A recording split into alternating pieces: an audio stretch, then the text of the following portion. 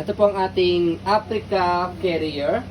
So, hindi lang po namin alam yung pinaka-exact model po niya. This is already washed and ready to use na po. So, good for newborn. Ayan, up to 12 to 13 kg or kahit pang 15 kg, kaya po yan.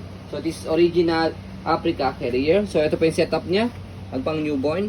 So, kapag toddler, pwede nyo na po ibaba po ito. Ito kasi neck support or head support ni baby. Ayan, okay. So, next natin, ayan. Press nyo lang po ito. Ayan. Ibakbak mo. So, this is budget meal carrier, yet branded. Okay? Pag-attach nyo po siyang ganyan. Press, tapos lock. Ayan.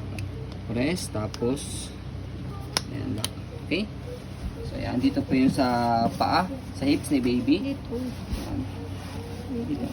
Okay? So, next natin sa shoulder, ayan, ni parents. Okay? And then yung kanyang belt lock, ayan. Ano? Okay? So, ito yung kanyang loob. So, yan. So, very comfortable sa baby and then ang lambot niya. Dito yung ano. Sa Ayan, pet dito ba? Sa nakalagay. luman. Yes, oh. Si baby, ayan. Adjustable din. So, adjustable yan. Depende po sa laki ng baby po ninyo. Ayan. Okay. So, ayan. Wala po itong faded. Wala siyang discoloration. Brown na yung kanyang color.